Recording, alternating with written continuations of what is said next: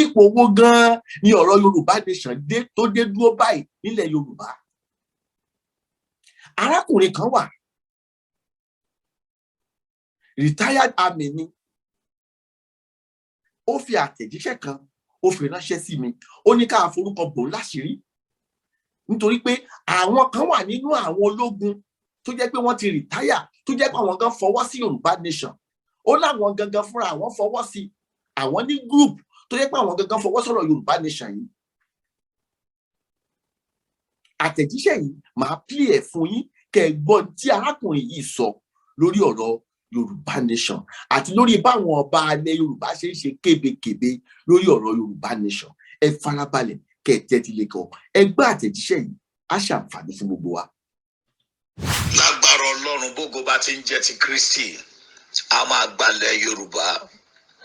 Odùduwà nation máa dúró. It does not matter lábẹ́ bó tilẹ̀ wù kó rí, Odùduwà nation máa dúró. Yorùbá ti dá wà tẹ́lẹ̀ kó tó di pa àwọn olórí burúkú, àwọn ayémọ́rẹ̀ níjọ ọjọ́ wèrè tẹ́sẹ̀tẹ́sẹ̀ àwọn British kó tó di pa wọ́n á dà wá pọ̀. Wọ́n dà wá pọ̀ pẹ̀lú wọ́n dà wá pọ̀ mọ́ Fúlàní tán. Wọ́n wá ń pa Yorùbá, Yorùbá ṣe ń pa Yorùbá. Yorùbá ṣe ń pa wá sí láwọn ọba. Aláwọn ọba wọn lè sọ̀rọ̀ tó pọ́n ti jẹ́ dòdò, àwọn gan wọn lè sọ dòdò mọ́. Àwọn olórí burúkú ilẹ̀ Yorùbá tó ń tọ́jọ́ wájú wọn tí wọ́n mọ̀. Àwọn ẹni tó ń jọba lé lórí náà ni wọ́n ń pa. Àbáwọn kan ni wọ́n ń pa. No, a general pa òwe. Àwọn Yorùbá náà ni wọ́n ń pa òwe òṣèpá, àwọn tí wọ́n pa àṣepá òwe kan gbàgbọ́ kí ń wà lọ́jà kórí ọmọ tuntun wọ́. Àgbà wà lọ́jà léde orí ọmọ tuntun tó wọ́n ń gbé orí ọmọ tuntun sọnù. Àgbà sì wà lọ́jà. Wọ́n á mọ plant ń bẹ́ńlẹ̀. Tó bá mọ plant ń bẹ́ńlẹ̀ ni wọ́n á mọ̀ wípé gbogbo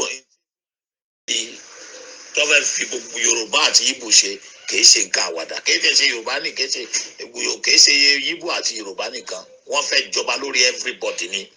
Àmì tó dẹ̀ fẹ́ ṣe ni pé wọ́n á make sure pé wọ́n ká everybody ní ọwọ́ kù, that nobody go fit talk again. Number one, they will remove all, wọ́n á mú gbogbo àwọn tó wà lórí oyè, wọ́n á rọ wọ́n lóyè, wọ́n á fi Fúlàní rọ́pò ẹ̀.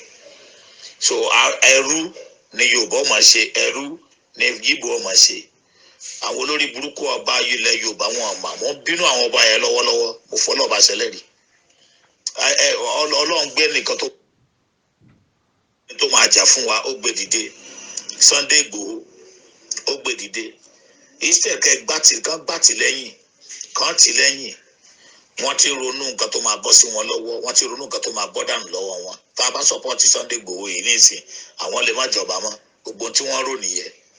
Wọ́n àti ẹ̀rọ tọmọ ènìyàn tí wọ́n ń pa, wọ́n àrò tàwọn ọmọ wa tí wọ́n ń rape, wọ́n á dẹ̀ rape ọmọ lórí níwájú bàbá ẹ̀, wọ́n á rape ìyàwó níwájú ọkọ. Wọ́n á lè sọ̀rọ̀. Ọlọ́run wá gbé Sunday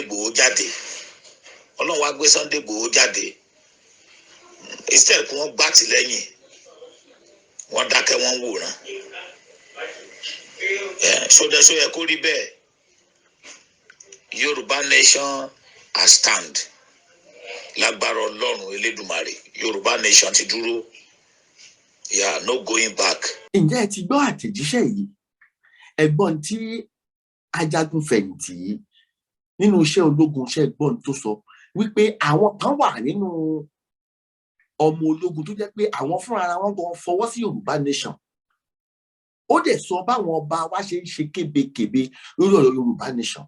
Ó tún sọ plan táwọn Fúlàní yìí tí wọ́n ní lórí ọ̀rọ̀ Yorùbá, even lórí àwọn Biafra. Wọ́n fẹ́ jẹ gàba lé wa lórí ni. Wọ́n fẹ́ gbàgbára lọ́wọ́ gbogbo ọmọ Yorùbá pátápátá, lọ́wọ́ gbogbo àwọn Biafra fẹ́ gbàgbára. Wọ́n fẹ́ jẹ́ káwọn àwọn ní minority, wọ́n fẹ́ di majority báyìí. Láti bí ọdún bíi 6 ni wọ́n ti ń ṣe gbogbo assignment wọn láti jẹ́ majority. Tàbá wa ń pariwo pé Yorùbá nation àfẹ́dádúró ṣẹ̀ríbi tí èyí tó lọ lọ báyìí. Ṣẹ̀ríbi tó lọ báyìí. Ẹ̀yin ọmọ Yorùbá, Yorùbá nation yìí no going back ni o. Kìí ṣe wípé a fi ń ṣeré á dẹ̀ sì máa tẹnu mọ́ nítorí pé a ní dákẹ́ lórí ọ̀rọ̀ Yorùbá nation yìí.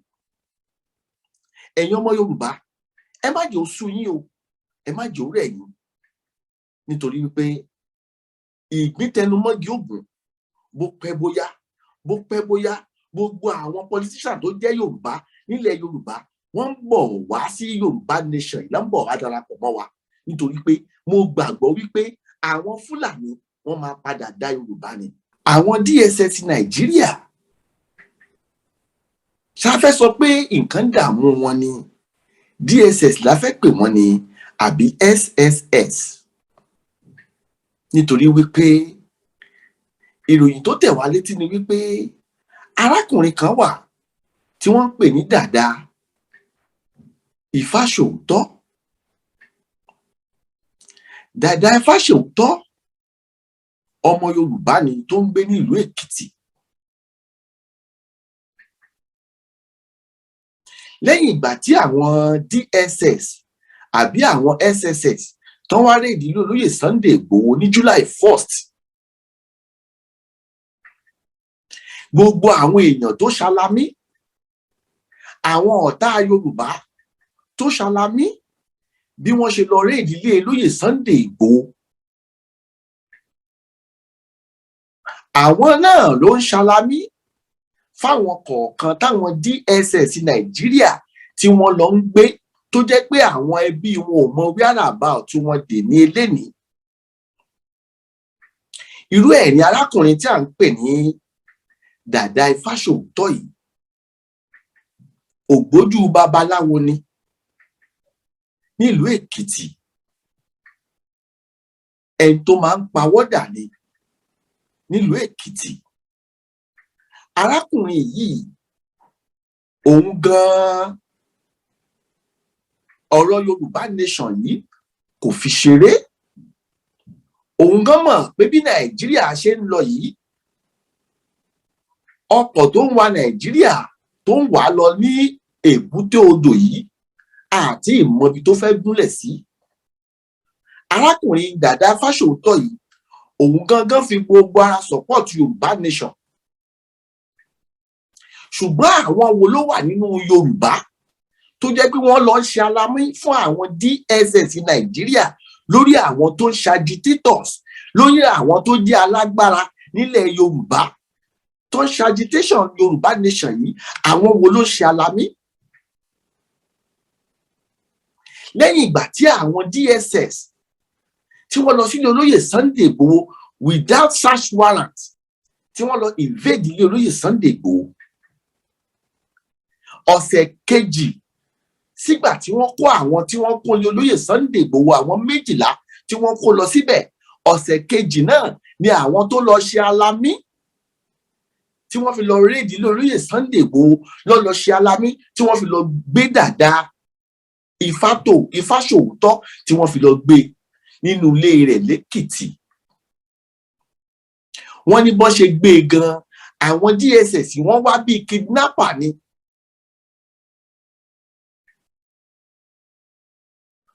Wọ́n wá bíi unknown gunmen ni wọ́n ṣe wá. Táwa gangan ni à ń pè ní unknown gunmen. Ṣáwọn DSS ni àbáwọn SSS?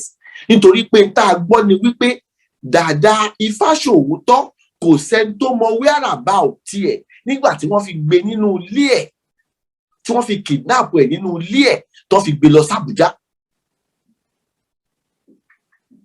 Lẹ́yìn ìgbà tí wọ́n kó àwọn 12 tí wọ́n kó ní olóyè Sunday Ìgbòho tí wọ́n kó wọn dé Àbújá, lẹ́yìn ìgbà náà ni àwọn tó wà ń bẹ̀ tí wọ́n kó ní olóyè Sunday Ìgbòho sọ wípé àwọn rí arákùnrin tí wọ́n ń pè ní Dàda Ifáṣòótọ́ yìí nínú sẹ́ẹ̀lì nínú Àbújá níbi tó kó àwọn 12 sí. Wọ́n fojú gan ní ẹ̀ nìkan nínú àwọn sẹ́ẹ̀lì tó wà ń bẹ̀, tó jẹ́ pé àwọn fámìlì Dàda Ifáṣòótọ́ yìí wọn mọ ibi tó wà tó fi di àkókò yẹn. Lẹ́yìn ìgbà tí wọ́n fi Dàda Ifáṣòótọ́ sílẹ̀ ní àná àbí ìjẹta ni wọ́n fi Dàda Ifáṣòótọ́ sílẹ̀, ó lò oṣù 6 gbáko ní Àbújá. Lẹ́yìn ìgbà tí wọ́n fi àwọn 12 tí wọ́n kó lólóyè Sunday Ìgbòho tí wọ́n fi wọ́n sílẹ̀, Dàda Ifáṣòótọ́ yìí ó sì wà ní Àbújá tí wọ́n fi sílẹ̀. Ẹ wá bí mi, ẹni kí ni ẹ̀sùn tí wọ́n fi kan Dàda Fáṣòótọ́? Ni mo ṣe sọ wípé sórí àwọn DSS Nàìjíríà yìí sórí wọn pé bí? Wọ́n ní Dàda Fáṣòótọ́, wọ́n lóun ló ń ṣoògùn oògùn fún olóyè Sunday Igboho. Wọ́n ní Dàda Fáṣòótọ́ yìí ló ń ṣe oògùn fún olóyè Sunday Igboho ọmọ Adéyẹmọ tó fi ń di ológbò. Ẹ wo bí tí àwọn Yorùbá tí wọ́n ń ṣe alamí, ẹ wo bí tí wọ́n ṣe alamí tí wọ́n ṣòfò fún àwọn ọmọ Yorùbá ẹgbẹ́ wọn dé lórí owó, nítorí ipò. Kò sí tí wọ́n tọ́ṣọ̀ arákùnrin, wọ́n tọ́ṣọ̀ débi wípé wọ́n ní kóun gangan fúnra ẹ̀ kó di ológbò, àwọn fẹ́ rí bó ṣe ń di ológbò. Torí pé ìròyìn táwọn gbọ́ ni pé òun ló ń ṣe oògùn àrìnàkò fún olóyè Sunday Igboho tó fi ń di ológbò, tó fi ń dafẹ́fẹ́. Arákùnrin sì ń jẹ́ kó yé wọn wípé òun gan fún ara àwọn ò fojú kan olóyè Sunday Igboho rí. Ìgbà tóun máa fi gbọ́rọ̀ Sunday Igboho nígbà tá à ń ṣe rálì, tí rálì ń lọ káàkiri gbogbo ilẹ̀ Yorùbá, lòun fi gbọ́rọ̀ olóyè Sunday Igboho. Òun olóyè Sunday Igboho one-on-one, òun ò rí wọn rí. Ṣùgbọ́n àwọn DSS wọ́n ní from reliable source làwọn ti gbọ́ ọ̀rọ̀ yìí wípé Dàda Fáṣòótọ́ òun ló ń ṣe oògùn fún olóyè Sunday Igboho. Ẹ̀yin DSS Nàìjíríà, ẹ ṣiṣẹ́ yín bí iṣẹ́ tó yẹ kẹ́ ẹ ṣe gan ẹ ṣe. Ẹ fi iṣẹ́ tó yẹ kẹ́ ẹ ṣe sílẹ̀, ẹ ń lé iṣẹ́ tí ò yẹ kẹ́ ẹ ṣe, ẹ ń lé kiri. Nítorí ìbò 2023 gbogbo ẹ tó bá ti sọ̀rọ̀ Yorùbá nation, tó bá ti ń jà ìjà agbára yìí, gbogbo wọn pátá lẹ̀ gbé. Tí n bá ṣe wípé ọ̀rọ̀ Tùlá Ọ̀yọ́ ní Ọ̀yọ́ Aláàfin, tí n bá ṣe wípé ó ka yín mọ́, àwọn ẹbí Tùlá Ọ̀yọ́ wọn bá má mẹ́ tó gbé bàbá wọn dì sí. A dẹ̀ ń pariwo unknown government, àwọn tá gangan ní unknown government yìí. Ó jọ gàtè kò jọ gàtè, ó fẹ́ jẹ ẹsẹ̀ méjèèjì tiro. Tabalẹ́yìn DSS unknown government ṣàpárọ́ bí pẹ̀lú gbogbo tẹ́ ti ṣe nílẹ̀ Yorùbá. Ọ̀rọ̀ Tùlá Ọ̀yọ́, ẹ sọ pé Tùlá Ọ̀yọ́ òun ló tún sponsor olóyè Sunday Igboho. Tí n bá ṣe pé ẹ̀ mọ̀ tẹ́ ń ṣe, Tùlá Ọ̀yọ́ òun ló sponsor. Àwọn wo ló fún yín ní àwọn information tẹ́ ń gbọ́ yìí? Àwọn Yorùbá ẹgbẹ́ wa náà ló ń ṣe nítorí àti jẹ, nítorí àti mu, nítorí ipò, nítorí owó. Nínú Bíbélì, èrè kí ni Judas Iscariot, èrè kí ló jẹ nígbà tó fi Jésù Kristi ọmọ Ọlọ́run tó fi hàn? Èrè kí ló jẹ? Èrè kí lẹ fẹ́ jẹ tẹ́ ẹ bá fi ẹgbẹ́ ọmọ Yorùbá ẹgbẹ́ yín tẹ́ fi lé àwọn ìjọba lọ́wọ́ lórí owó tó fẹ́ fún yín? Èrè kí lẹ fẹ́ gbà ń bẹ̀? Ṣùgbọ́n bá a ṣe ń pariwo, àwọn tó yé ló yé. A dúpẹ́ lọ́wọ́ Ọlọ́run ọba pé wọ́n ti fi Dàda Fáṣòótọ́, wọ́n ti filẹ̀ ń jẹta. A dúpẹ́ lọ́wọ́ lọ́yà Ọlájẹ́ngbésì, lọ́yà olóyè Sunday Igboho. Ó jà fitafita fún arákùnrin yìí. Ṣùgbọ́n a dúpẹ́ lọ́wọ́ Ọlọ́run ọba, wọ́n ti fi Dàda Fáṣòótọ́ sílẹ̀ kó máa lọ ní ayọ̀ àtàláfíà. Ẹnu ẹ̀ láwà yìí o, bí kú lólóko, bí pàkúté ni, àbàmọ̀. Yorùbá nation shall surely stand one day.